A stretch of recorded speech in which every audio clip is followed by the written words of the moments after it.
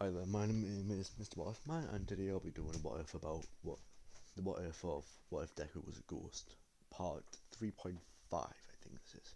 This is just a catch up of which I know is about, and I'll be clearing up some misconceptions I made during part 3 and beyond and before that. So I'm gonna quickly list down all of Deku's powers. Number one, he can pass through walls, but he can't pass through the floor. Number two, he is enhanced eyesight better than most humans, but not too great because he has no. That leads to number three. He has no problem seeing because he has no visual impairments, aka he has no physical abnormalities because his body, or what is left, aka his soul, is basically a perfect representation and has no abnormalities. Number four, uh, he can not be seen by anyone except so far by Uraka or Chaco or Chaco Uraka. Number five, his his fifth ability. What was that again?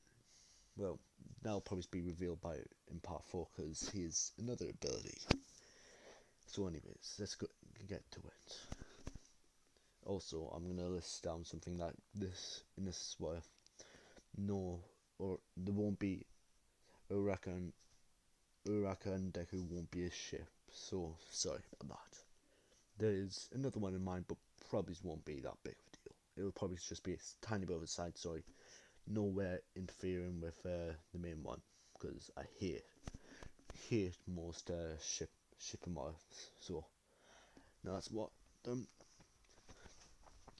So basically, by this point, although yes, Uraka and Bakugo are horrible people that are still heroes, so they did help a lot with bringing down the crime rates. However, in recent years, they've been taking bribes and other different things to by gangsters, mobsters, which is the reason why there's been an increase in them now in modern Japan. So that's the reason why the media was so shocked about the the mobsters and the war, basically the tiny war. Now back to the story. Uraka and Deku are well, Uraka is waking up and Deku isn't because he can't sleep. Basically, well, he can, but it's not the sort of sleep what me and you have. It's more of a state where he knows perfectly what's going on, but he's sort of relaxed to the point where he doesn't really analyze it. He doesn't really think about it. So it's sort of like meditation. So yeah, what's his? So basically, Uraka wakes up and he talks to her about some random stuff. Let's take for example, she. Oh yeah, here's a good idea. She wakes up. She forgot that she had work next day, so she rushes out trying to get to the agency in time. However, Deku follows her just in case because after a while of watching her, he realizes that she's very clumsy and makes a lot of mistakes. And he recognizes the fact that when she tries to get the train, it shut down, completely shut down, because of a villain attack which happened the other day. Basically, cut out the power to the railways. So she was stuck. But luckily, Deku came and told her about Cab, which was just uh,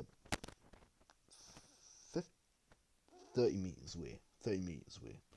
That got to work in time. So that's basically what happens by now. They're friendly. They know a lot about each other. Well, he knows a lot about Uraka. She doesn't know that much about him. And yeah, it's a pretty simple relationship they have. Hmm.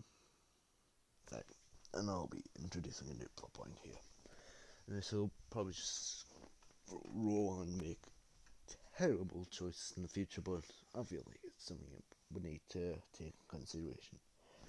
At this point, you can honestly say that modern day hero society is corrupt, beyond corrupt. There's no saving it. So how do you fix such a corrupt society? Well, why don't we introduce someone everyone knows? I know this is not a cross. I know this is not a crossover event. Uh, well, Hero Killer Stain was a good idea from what I wanted to do, because I wanted to introduce him later on, but does a hero killer but as a reform villain.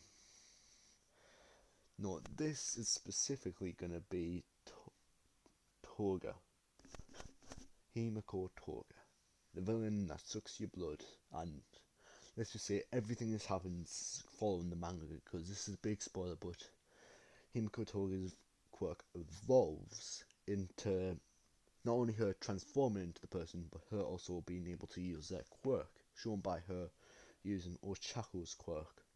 And basically the events of that is still the same in this world. A lot of the events from that time is the same in this. Now that's over.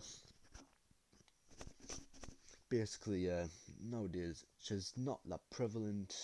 In fact, she is reformed in a sense, but she doesn't listen to the police because she's sort of on probation, sort of not. So that's, yeah, it's sort of like that. So that's basic rundown of what it's about. And now that she's basically a private investigator, because with her unhinged nature, she's able to get a lot of information from people who's usually unwilling to share it. But she discreetly gives them a nudge to do it, if you know what I mean. Yeah, so hope this makes sense. If anyone has a question or, in fact, want to make suggestions of how the story should go, because right now I'm split between so many paths I could go down, because Deku at this point, he knows a tiny bit of what he was before, but he's not perfect. He can't think of everything. So please, if possible, leave a like, comment, and if you want, you can subscribe. I'm not telling you to. But please, if you want, tell me what I can improve on the videos, because I'm trying to make it better for you, the quality included.